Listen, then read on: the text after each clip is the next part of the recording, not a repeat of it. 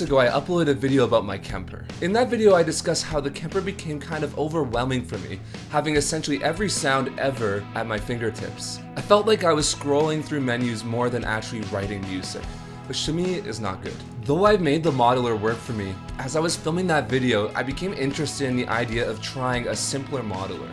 Something that didn't have a million functions on it. Something that had more or less one sound and that's it. I didn't want menus, I didn't want screens, I just wanted something basic. I thought about it for a while because I wasn't sure which modeler would fit that criteria. Then I had an idea.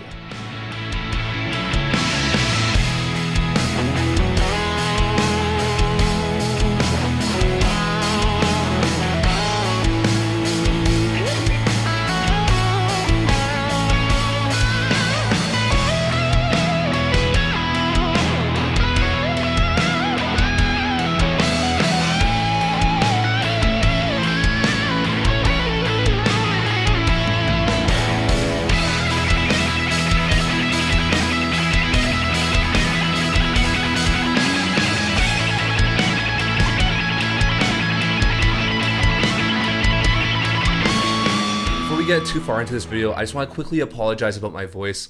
I'm just getting over a cold right now and my throat really hurts while talking, so I'm sorry it's going to sound a little bit weird, but I hope you understand. For the last few years, I, and I'm sure you as well, have seen a ton of videos of Universal Audio's endeavors into pedals. Now, I'm a huge Universal Audio fanboy.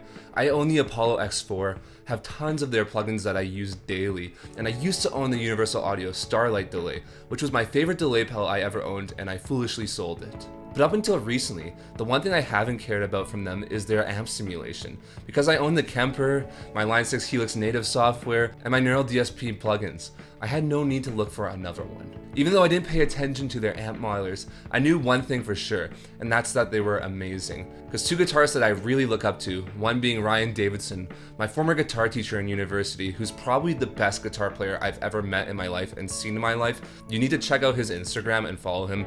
He is amazing. My god, he's a freak on guitar. He scares me with his guitar abilities. And the other being the Edge from U2, have both started using this live, and they sound phenomenal with it. So when I decided that I wanted to try a simple modeler out, I figured the Universal Audio ones would be a great place to start. Also, even more conveniently, these pedals are very easy to rent in Canada, so I was able to try these with my own money and see how I liked them.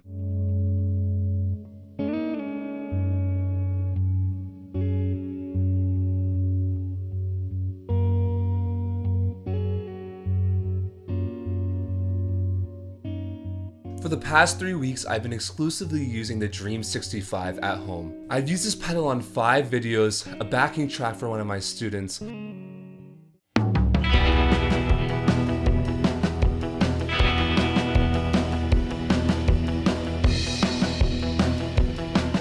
over 50 guitar lessons, and just hours of general noodling and practicing at home.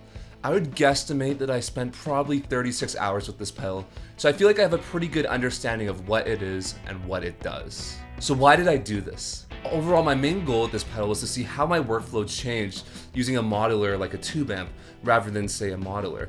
Now obviously I could have done this with my Kemper, but I wanted to try and do it with something simpler than that.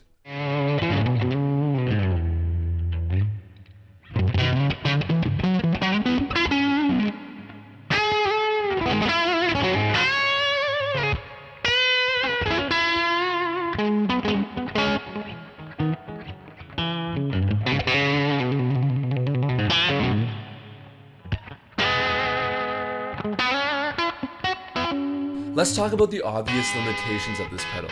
And though it sounds like a negative thing, I don't think it's a negative thing at all. There's 3 cab sounds in here, 1 reverb, 3 different types of boosts, and then just the normal amp sound. There may be some more hidden features on the apps because I know Universal Audio does do that a lot, but honestly, I don't care about messing with apps. I just want to use the pedal as is. I really loved these limitations. I was forced to think about my tone differently, especially when I was recording songs, because I wanted to write parts that stood out from each other. So I really had to think about my cab selection, what pedals I was running in front, that kind of stuff. And it was really cool because it forced me to think a little bit differently than I normally do. I couldn't just pull up a Vox AC30 sound. I had to make the sounds in this pedal work for me. I talked about this in my synth pedal video about the Boss SY1 and how that pedal made me want to use actual pedals to create effects rather than plugins. But I also felt the Dream 65 also made me want to use my actual pedals for effects and not plugins. I just liked having everything at my board, and it was just really freeing. I felt like I created some really unique tones. My favorite tone that I got with this pedal was in the video about the guitar that got away. Check it out.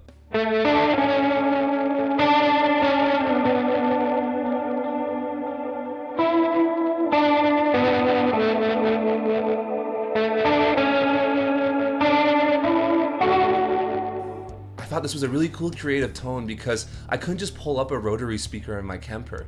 I had to use my chorus effect, turn the rate up way more than I normally would, and then use my effects, my delays, and the Dream to create a unique sound. I don't know if I would have got this sound if I used the Kemper. I might have, but it would have been a little bit different. I don't know if I would have liked it as much. The limitations of this pedal made me feel way more creative, as I was forced to create different sounds that might have sounded similar to a Vox sound or a Marshall sound, but weren't exactly like that. I used my EQ more, I really messed with my overdrive a lot more than I normally would, and I really just messed with everything that I could, and I think the tones that I got with this were really great. This pedal sounds phenomenal, and it's really excellent.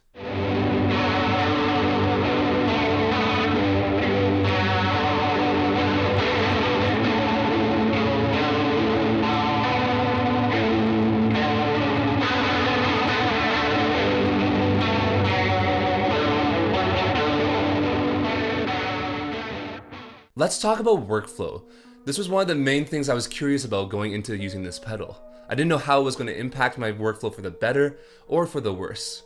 Compared to my other modelers that have either editing software or are plugins and I can just adjust the tone super easily, this pedal is more of a what you see is what you get approach. You have a Fender sound and that's it. You can't change it to a Vox sound or a Marshall sound, and honestly I'm really surprised with how much I like this approach. I felt like I was using my tube amp. It was super nice and I had to work with what I had. When I record music, I like to work fast. I like getting my tones quick and I like recording fast and moving on fast. This unit really enabled that for me. I had to use my pedals, think fast, try different settings on the fly to get really cool sounds, and I think it really worked well. I really love the simplicity of this unit and how well it worked with my workflow. I wasn't overthinking my tones at all. I was just getting sounds and working with them right away. The form factor of this pedal worked really great with my pedal board, and I can see why a lot of people love having amp modelers on their pedal board now. If you're playing live or recording, it's nice to just have everything on the floor, have all your effects and everything just right there, and so you can just adjust everything. You don't have to dive through menus or anything. It's basically you have your sound, all your pedals,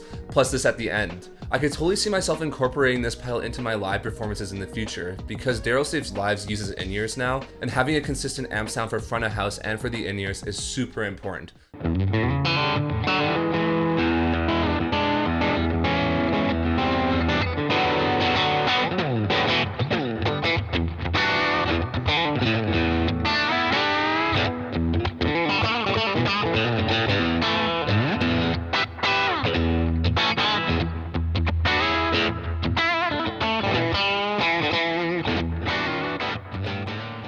Now this may be a controversial statement, so please bear with me here. Of all the modeling platforms that I've owned and tried, I feel like the Dream 65 was the one that felt the most like a tube amp to me, but not necessarily in the amp sounds. This pedal sounds amazing, but to me it was more so in the experience of it. Having all the knobs right here without a screen and anything just to me felt the most like a tube amp. I really feel though that this reason would be the same reason why others wouldn't like this pedal. If you're someone like Ken Andrews who uses an Axe FX3 and gets down into the nitty gritty of the tube preamps, the speaker simulation, the exact, like all that kind of stuff, this would not be for you because it's way more limited. Maybe one day I'll want to approach my modelers like Ken Andrews does, but right now I like the simplicity of it. But if you're more like Ken Andrews and you like to really get in the nitty gritty of stuff, I can see you not liking this as much. And that's okay. We all have our own preferences, which I think is awesome.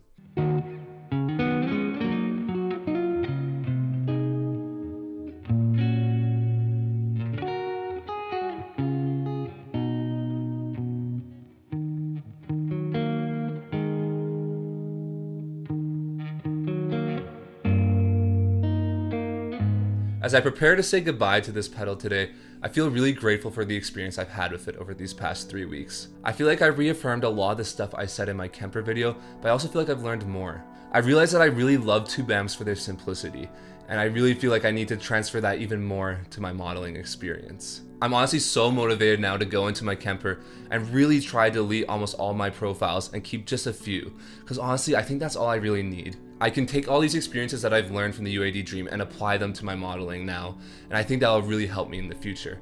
So even though I'm sad to see this pedal go, I've learned so much from it that the experiences that I've had over these past 3 weeks are really going to dictate my modeling experiences for the foreseeable future. It also has made me realize how much I want to use my tube amps at home, and I gotta figure out a way to do that. But that's a story for another time. I want to hear from you now. Have you tried the UAD Dream 65 or any of their other pedals?